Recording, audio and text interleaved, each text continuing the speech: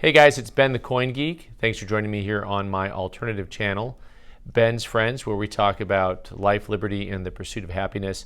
And today we're doing an unboxing video, if you will, of a tour of High West's facilities in Wanship, Utah. So if you don't know, High West, it is a little company out of Utah, Park City, Utah. Here's a nice little box. We're going to actually unbox this later here. But their distillery, they have tours, is actually in Wanship, and it is a fun little area. First of all, we're going to talk about the aesthetic, we're going to talk about the tour, we're going to talk about the food, we're going to talk about some of the new products, and we're going to talk about whether or not it's worth going on a tour of this nature. All right, first, for those of you who don't know High West was started by David and Jane Perkins. David and Jane Perkins, David was a chemist by trade, and after going to Kentucky and seeing how whiskey was made, said, I can do this. And his wife actually was the great-granddaughter, is the great-granddaughter of the founder of Rochester Distillery that made Duffy malt whiskey. This is actually the original Duffy bottle. This is actually probably the coolest bottle I own also. Look at the colors on that bad boy, right? So super excited about the history connection here. Their name was actually inspired for the name of the company from watching a Clint Eastwood movie, High Plain Drifters, and they went with High West as the name of the brand. For those of you who are not familiar with the brand, it's one of the few Utah brands that I know, as their major vendors are, drumroll please, going to be at Costco and also at Total Wine. So major retailers have them, but they don't have a huge amount of sway or influence in the marketplace because they're relatively small still compared to most of those bigger Kentucky names that you know so well. For some of us, Kentucky's a long way away, and for some of us, Utah is a little bit closer. And so when my buddy Jamie and I were going to the Salt Lake area for a coin and bottle show, I said, hey, can we go do this? And he said, yeah, sure, why not? So we're going to talk a little bit about some of the things that I learned on the tour and talk a little bit more about what else is there to see. First of all, their facility is lovely. It's a little bit like stepping into Chip and Joanna Gaines' world. Everything is really beautiful.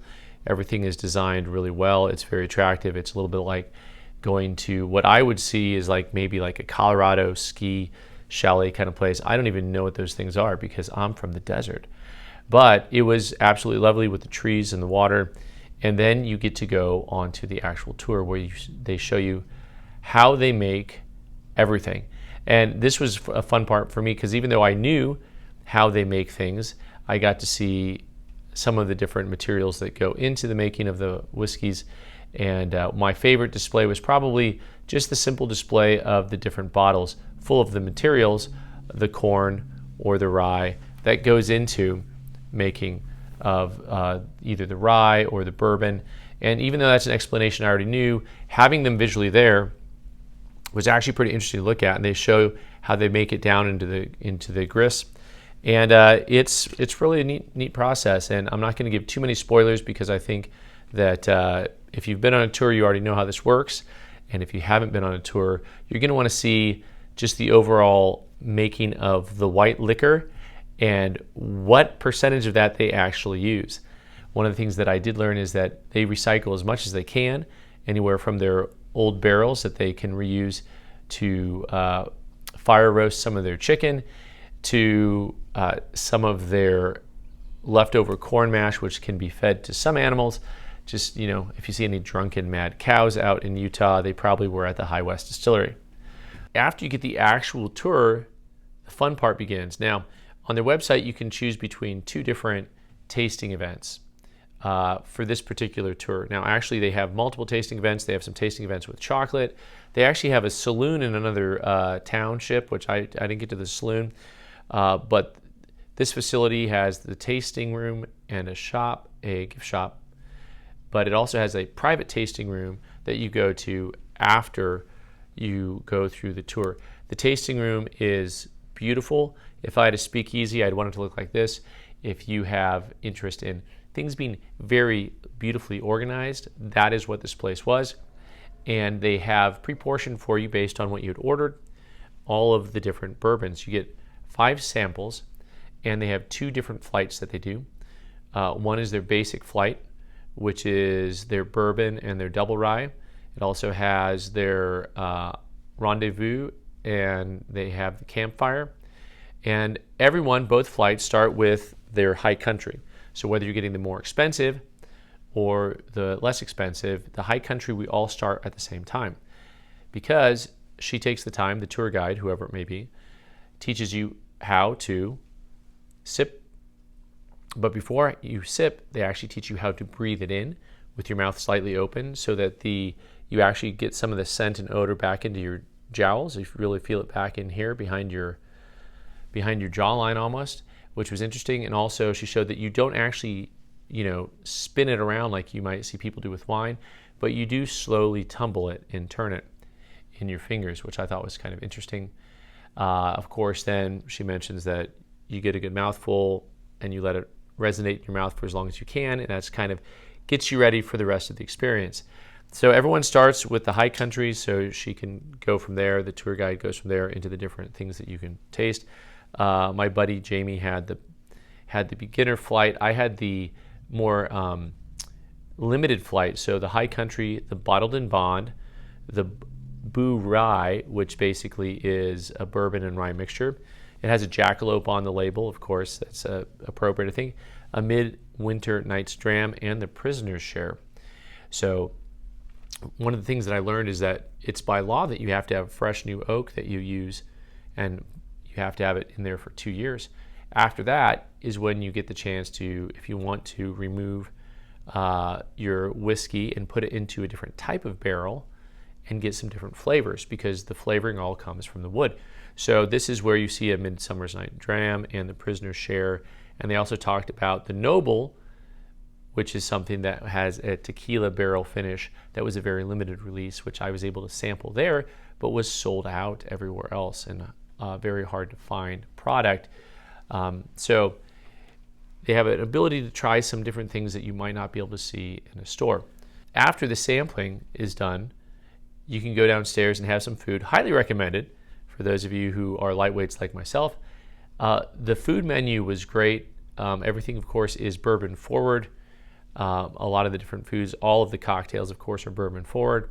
But also, the best, I think just about the best food we had there was that caprese chicken sandwich, which was absolutely fantastic. We had some bourbon barbecue chicken nachos, which were very, very tasty as well. And it was the food was very, very good. Afterwards, we went into the gift shop, where something else that I had learned, because Utah has very strict laws about alcohol, hard alcohol especially, in the selling of actual bottled versus like a bar scene. But if you're selling actually bottled liquor, it has to be sold by the state. So technically their gift shop has in some way a state-run portion to it. I don't know exactly how that works, but I don't know if the employee only is a state employee, or I don't know. I didn't get to that detail. But of course they have their bourbons available for sale in there. All of the different whiskeys, of course, they have what you'd see in a lot of gift shops. They have different glasses that you can purchase. And actually I purchased a couple of glasses for myself. And I'm a little bit remiss that I didn't buy their Glencairn style glasses that had almost like a wine stem to them. They had a long, narrow stem, and I really liked using those. I thought they were really elegant. Makes it a little bit easier to drink, and I kind of wish I would have bought a couple of those. I ended up buying a couple of the smaller little sipping glasses with the High West logo on it. Very nice looking piece here. And I bought one of the bigger tumbler glasses for a friend of mine. They had a lot of different stuff there, of course, from t-shirts. They also had chocolates. They had candles, which I was surprised by. They actually had bar mats that were High West bar mats that you could buy for your bar. And they had a lot of very interesting different things available at the gift shop. Now, there were certain things, of course, that were so limited that they didn't even have them available. I did go ahead and spring for the Prisoner's Share, which is one of their bourbons finished off in the Prisoner's Red Blend barrels. So in this, at the tasting room, was very good. The tasting by the way, for what it's worth. The High Country was pretty good. The Bottle and Bond I actually was surprised by. I didn't like too much. The Boo Rye I liked quite a bit, which I was surprised by. Midsummer's Night Dram is one of my favorite drinks. And the Prisoner's Share is something that's going to be very similar. If you like Midsummer's Night Dram, you're like the Prisoner's Share. This is an expensive product. This is a $175 type bottle. I will say that this type of thing is not necessarily for everyday drinking, but for special events. I think it's always nice to have one or two bottles that are kind of like special, and you just have them once in a while. Some of the other things that I learned while I was there was the new products that they have available or will have available. One of the things I was excited to see is that they actually have both a blue corn and a red corn that they're working on. And actually the Olympics are coming back to Salt Lake City in 2028. And they're trying to put together some type of a red, white, and blue mix where of course they'll incorporate the 3 different corn whiskeys into one whiskey. I'll be really intrigued to see how that turns out. But I would love to try a straight blue corn and a straight red corn from High West and see how it is. I think High West has nice smooth products, partially because the founding by a chemist always helps get things just so. One of the other things that I learned in the process was that the barrels that they use cost $800 each. What I also saw that they had on display in there was some of the Mizunara barrels aging. So that is a Japanese barrel, very limited amount, and the gentleman there told me that those barrels cost $5,000 each, and they're only 225 liter barrels, so they're a lot smaller than the other barrels that they're using. And that to me was absolutely fascinating. And so I think eventually they'll have those products coming out, and I don't know exactly when, but it sounds like those could be pretty expensive when they come out. Now the question comes, of course, for everyone, is this really worth doing? Well, first of all, the aesthetic of everything is beautiful. I mean, even the bathrooms were beautiful. I didn't go into both of them, by the way, but the one I went into was beautiful. It's worth it for the aesthetic. If you're from someplace that's very flat or someplace that's very desert oriented, or even if you're from big cities and you're not used to the high country, it's just a beautiful place to see. The aesthetic is lovely. As someone who enjoys, just the kind of bourbon culture a little bit, the history is really a big deal. What happens for this is if you go on the tour and you're not going to sample any whiskey, it's a $10 fee. If you're going to buy the basic flight, it's a $25 price point total. And then if you're going to buy the more limited edition flight, it's $55. I would do this all over again, because to me, the way I look at it is there's lots of things that people spend their money on. And this was a very good event for me and my buddy Jamie. And one of the things, if you want to know if this is for you or not, when we went to this, Jamie told me later this was the thing he was looking forward to the least out of the entire trip. And afterwards he said it was really kind of a highlight for him. He's a bottle collector by nature. He's not really a whiskey guy for drinking. He's more of the historical stuff. But when he saw the displays, and they had one of these bottles on display, talks about the history, you see how things are made. If you ever like any of the programming where you get to see how something is made, that's always fun, right? And then, the products are expensive in-house. Yeah, of course. Are you gonna, pay a little bit extra for a glass you don't need? Of course. But it's like Disneyland, right? It's like anything else that you do.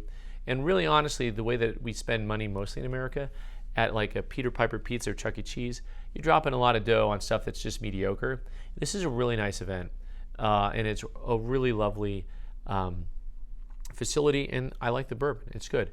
Now, here's the kicker, the surprise kicker for me for the entire tour. I had no idea how liquor buying is in Utah, and so it used to be before the Olympics that you actually had to have a sponsorship to get into a bar. You had to have a membership to get into a bar if you were local, but if you're out of town, you had to have one of those locals sponsor you. But to buy alcohol, still today, it is a state-run facility that is selling the alcohol. So it's like a Total Wine with no frills. And I went in, and I'd actually looked online to see if I could find anything there that I thought would be interesting. And I was like, nah, not especially, but I'll go check it out. And when I went in, I saw on their top shelf in their High West area 3 bottles of the Casa Noble, which is the tequila finished bottle, which I found places online that say they have it, but I don't always trust online buying. None of the major houses have it. So I was really excited to pick this bottle up. You know, if I was really greedy, I would have bought all 3 of them. Or I should say, if I had an outlet for those, I probably would have bought all 3 of them, because I'd probably have something to resell later. But also, you know, just to set back, you know, there's something about having almost like a collection. Of course, my primary channel, I do collectibles. So the concept for me of having things that are scarce or hard to find that I could keep over time kind of appeals to me. I'm not a hoarder, I'm a collector. There's a difference, trust me. All right, guys, thanks so much for being here today. As always, like, share, send to a friend, and leave your comments down below. Let me know what type of things you look forward to on a tasting and a tour. Let me know if you've been to this facility, some things that you want to add to the comment section. And thanks again to High West for having us up there. We really had a great time. Thanks.